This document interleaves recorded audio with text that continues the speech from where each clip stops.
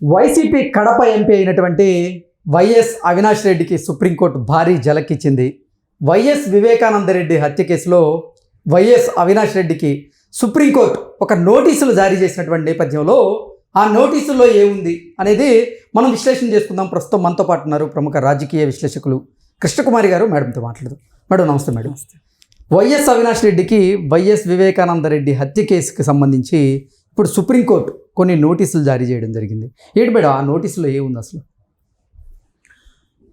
ఇప్పుడు ఎవరికైనా బెయిల్ ఇచ్చారనుకోండి, మధ్యంతర బెయిల్ అంటారు. అవును. మధ్యంతర బెయిల్కి కొన్ని కండిషన్స్ ఉంటాయి.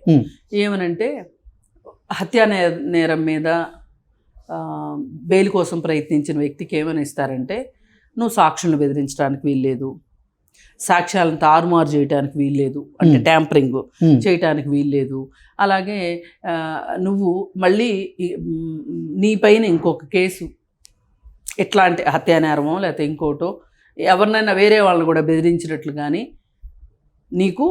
నీ మీద కంప్లైంట్ వస్తే నీ బెయిల్ రద్దు అవుద్ది అంటారు. ఎందుకంటే కొంతమంది అలవాటుగా హత్యలు చేస్తూ ఉంటారు.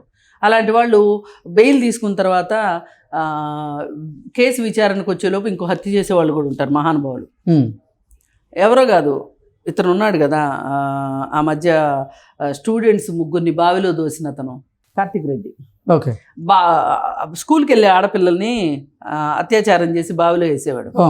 అయితే అతను ఇక్కడ ఏదో నేరం చేసి కర్నూలు వెళ్ళి కర్నూలులో ఒక హత్య చేసి మళ్ళీ అక్కడ బెయిల్ పొంది ఇక్కడికి వచ్చి ఇక్కడ చేశాడు. ఇట్లాంటి వాళ్ళు ఉంటారు. ఇలాంటి వాళ్ళ కోసం కూడా అలా ఇస్తూ ఉంటారు. ఇప్పుడు అదే విధంగా అవినాష్ రెడ్డికి కూడా బెయిల్ ఇచ్చారు అప్పట్లో. ఇప్పుడు ఏం చెప్తున్నారు, శివశంకర్ రెడ్డి కుమారుడు చైతన్యారెడ్డి మరి అవినాష్ రెడ్డి చెప్పిన దాని ప్రకారం సాక్షులను బెదిరిస్తున్నాడు అని చెప్పి సునీతారెడ్డి కోర్టులో పిటిషన్ వేసింది. దానికి మరి నువ్వు ఇలా చేసినందుకు గాను నీ సంజాయిషి ఏంటి అని చెప్పి అవినాష్ రెడ్డికి నోటీసులు ఇచ్చారు. ఇప్పుడు ఈయన నేను అలా చేయలేదు, ఇలా చేయలేదు, ఇలా చేశాను, అలా చేశానని ఏదో చెప్పుకుంటాడు కోర్టుకి. చెప్పినప్పుడు కోర్టు విశ్వసించగా నీ బెయిల్ రద్దు చేస్తున్నాము అన్నారనుకోండి, జైలుకి వెళ్ళాల్సి వస్తుంది. మళ్ళీ తర్వాత మళ్ళీ బెయిల్కి అప్లై చేసుకోవాల్సి వస్తుంది. ఇది ఒక ప్రాసెస్. అసలు మామూలుగా మనోడు అప్పట్లో కేంద్ర ప్రభుత్వంతో వాళ్ళ జగనన్న కొన్ని లింకులతోటి అసలు ఆయన అరెస్ట్ అయిందే చూపించుకోకుండా బాహ్య ప్రపంచానికి బెయిల్ ఇచ్చారు. అసలు అరెస్ట్ అయింది తెలీదు, బెయిల్ వచ్చింది తెలీదు. తర్వాత ఎప్పుడో సిబిఐ వాళ్ళు చెప్తే తెలిసింది. ఒకసారి అతన్ని అరెస్ట్ చేసి తీసుకురావడానికి అని చెప్పి వెళ్తే సిబిఐ వాళ్ళని ముప్పు తిప్పలు పెట్టారు కదా. ఒక హాస్పిటల్లో ఉండి హాస్పిటల్ అష్టదిగ్బంధనం చేసి సిబిఐ సాక్షాత్తు డీజీపీ స్టేట్మెంట్ ఇచ్చాడు, అతను కనుక అరెస్ట్ చేస్తే ఇక్కడ కల్లోలం జరిగిపోద్ది, భూమి బద్దలైపోద్ది, అగ్నిపర్వతాలు బద్దలవుతాయి అంటేనే కదా వాళ్ళు అప్పుడు సిబిఐ మీరు వచ్చేయండిలే వెనక్కి తర్వాత చూసుకుందాం, అదేదో అతడు సినిమాలో సంచి చిరిగిపోయింది సార్, బ్యాగ్ చిరిగిపోయింది సార్ అంటే రామ్మ ఇద్దరం కలిసి కుట్టించుకుందాం అన్నట్లు వచ్చేయండి వెనక్కి అన్నారు. సరే వచ్చేసరి వెళ్ళిపోయారు వాళ్ళు వెనక్కి. మరి ఆ టైంలో మామూలుగా అయితే జగన్మోహన్ రెడ్డిని అడగాలి, ఏంటి ప్రభుత్వం నడుస్తుందా, అసలు నడవట్లేదా, ఏంటిది? సిబిఐకి అంటే అత్యున్నతమైన సంస్థ సిబిఐ అంటే దానికి కూడా దిక్కు దివ్వడం లేదా నీ రాష్ట్రంలో? ఏది అటవిక పరిపాలన ఏంటి అని అడగాలి. లెక్క అయితే ఎవరు ఏం అడగల, ఎవరి కాళ్ళు గప్చిప్గా ఉన్నారు. ఆ సందర్భంలో ఇక మరీ తప్పదు అనుకున్నప్పుడు బాబాబు ఒక్కసారి వచ్చి అరెస్ట్ అయ్యి వెళ్ళయ్యా, నీకు వెంటనే బెయిల్ ఇస్తామయ్యా, నిన్నేమి అరెస్ట్ చేసి జైల్లో వేయమయ్యా అని అవినాష్ రెడ్డి కాళ్ళు గడ్డాలు బతిమలాడుకొని తీసుకొచ్చుకొని అరెస్ట్ చూపించి మళ్ళీ వెంటనే స్టేషన్ బెయిల్ ఇచ్చినట్టు కోర్టు బెయిల్ ఇచ్చి పంపించేశారు. మరి ఇంత తతంగా నడిచినప్పుడైనా ఒళ్ళు దగ్గర పెట్టుకోవాలి కదా. హత్యలు చేసేటప్పుడు ఎట్లాగో ఒళ్ళు దగ్గర లేదు, ఇప్పుడైనా ఒళ్ళు దగ్గర పెట్టుకోవాలి కదా. అందుకే సునీత వెళ్ళి అసలు కేసు ఏం కదలట్లేదు ఇటు అటు అని చెప్పి కాస్త ఆమె ఢిల్లీలో కూర్చోబెట్టి అయినా ఈ పనులన్నీ, లేకపోతే అసలు ఎవరు హత్య చేశారనేది అందరికీ తెలిసినప్పటికీ కూడా ఇంతలా బయటకు వచ్చేది కాదు ఈ హత్య విషయం. సరే, పైగా ఆమె పనిలో పనిగా ఆమె భర్తే ఆ హత్యకు బాధ్యులు అన్నట్లుగా వాళ్ళ మీద కూడా ఒక కేసు వేస్తే దాని మీద కూడా ఆమె దానికి కూడా ఆన్సర్ ఇచ్చుకుని దాని నుంచి మమ్మల్ని ఆ కేసు నుంచి మమ్మల్ని తప్పించండి అని చెప్పి వేసుకున్నారు అని చెప్పి వచ్చింది. ఏది ఏమైనా ఇప్పటికైనా సిబిఐ కాస్త జవసత్వాలు ఉన్నదానిలాగా బిహేవ్ చేస్తే కనుక అవినాష్ రెడ్డిని అరెస్ట్ చేయొచ్చు. లేదు ఇంకా వాళ్ళ హవా నడుస్తుంది లోపల అంటే కనుక పిలిచి మందలించి పంపిస్తారు. అంటే ఇప్పుడు ఈ దెబ్బతో అర్థమవుద్ది కేంద్రంలో జగన్కి హవా ఉందా లేదా అనేది. అంటే ఇప్పటికి భారతీయ జనతా పార్టీ జగన్మోహన్ రెడ్డికి అనుకూలంగా వ్యవహరిస్తుందా లేదా అనేది తెలిసింది ఖచ్చితంగా. ఓకే, అదే తెలుస్తుంది. ఇప్పుడు తెలియాల్సింది అదే ప్రపంచానికి. ఎక్కువ రోజులు అందరికీ కళ్ళకి గంతలు కట్టలేరు కదా, మా అందరం మొత్తుకుంటానే ఉన్నాం కదా కేంద్రం సాయం అందుతుంది అని. కేంద్రం సాయం అందకపోతే ఆ రోజు అవినాష్ రెడ్డి చేసిన జిమ్మిక్కులకి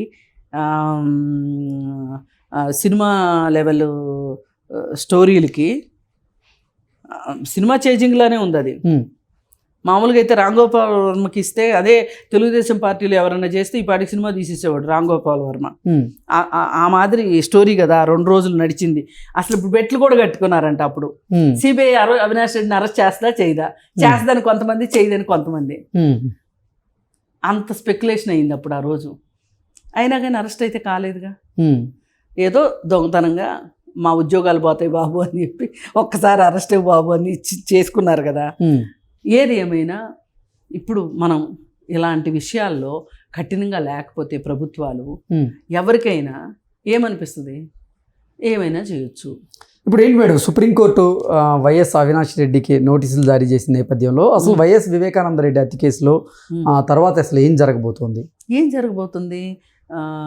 చాలా రకాల ఆధారాల ప్రకారం అసలు అవినాష్ రెడ్డి నిందితులు A1 A2లో లేడు, A3 A4 అసలు అక్యూజ్డ్లోనే లేడు. అట్లాంటి వాడిని అనుమానితుడైనప్పటికీ నిందితుడిగా చేర్చలేదు. చివరికి తప్పనిసరి పరిస్థితిలో A8గా చేర్చారు. అదే నన్ను అడిగితే పెద్ద విజయం. ఎవరు? సునీతకి. సునీత ఏమంటుంది, అసలు కర్త కర్మ క్రియ ఆయనే అంటుంది. ఓకే, ప్లానింగ్ అంతా వాళ్ళదే, ఆయనది, వాళ్ళ నాన్నదే, భాస్కర్ రెడ్డిదిను అవినాష్ రెడ్డిదే. వాళ్ళే ఎగ్జిక్యూట్ చేయించారు పలానా వాళ్ళ చేత. వాళ్ళు కూడా ఎవరైతే చేశారో వాళ్ళు కూడా అప్రూవర్లుగా మారిపోయిన సందర్భంలో ఇక మీకు కోర్టుకు కావాల్సింది మాటలు కాదు కదా, సాక్ష్యాధారాలు కదా. వాటిని సేకరించి కోర్టుకి ఇవ్వడం ఎంతసేపు? ఇప్పుడు మొత్తం డాట్స్ అన్నీ ఉన్నాయి ఇక్కడ. సిబిఐ చేయాల్సింది ఏంటి? డాట్స్ అన్నీ కలపటమే. కలిపి సుప్రీంకోర్టుకి నివేదిక ఇవ్వాలి. అప్పుడు సుప్రీంకోర్టు ఆదేశిస్తుంది. ఇది కదా ప్రొసీజర్ జరగాల్సింది. ఈ ప్రొసీజర్ ఎందుకు జరగట్లేదు? ఓ పక్కన క్లారిటీ కనిపిస్తుంది కదా, డాట్స్ అన్నీ కనిపిస్తున్నాయి కదా, అన్నీ కనిపెట్టారు కదా. వాళ్ళు అప్రూవర్లు కూడా మారారు. అప్రూవర్లుగా మారి ఒట్టి పుణ్యానికి అప్రూవర్లుగా మారి వాళ్ళ దగ్గర ఏమీ సాక్ష్యాధారాలు లేకపోవటం కూడా జరగచ్చు. ఒక్కొక్కసారి కావాలని లొంగిపోయే వాళ్ళు కూడా ఉంటారు. కానీ వీళ్ళు చెప్తున్న దానికి, అక్కడ హత్య జరిగిన విధానానికి జగన్మోహన్ రెడ్డి గారు ఆ రోజు ప్రెస్ మీట్లో వివేకానంద రెడ్డి గారు చనిపోయినప్పుడు ఆయన ప్రెస్ మీట్లో మాట్లాడిన దానికి అన్నీ కలిపితే కరెక్ట్గా సరిపోతుంది. ఆయనే చెప్పాడు కదా, గొడ్డలు పెట్టి చిన్న ఆయన తల మీద పదునైన ఆయుధం అని. పోలీసులంటే ఈయన ఇంకొక అడుగు ముందుకేసి గొడ్డలని మాట్లాడిందే ఆయన కదా. వేటు వేసి వేసి వేసి వేసి అని చెప్పాడు కదా.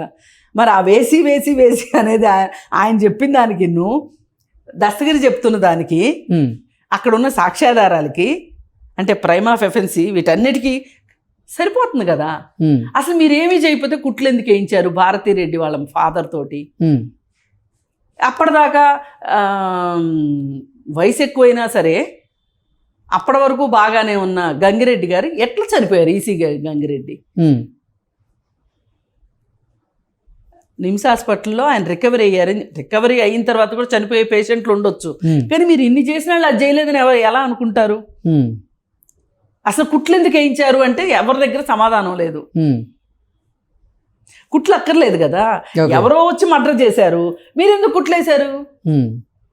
సో అవినాష్ రెడ్డి కానీ అసలు ఆ హత్యకి ఎవరైతే కారణమో వాళ్ళందరూ ఇంకా రాను రోజుల్లో జైలు జీవితం అనుభవించకైతే తప్పదంటారు. ఖచ్చితంగా వెళ్ళాల్సిందే.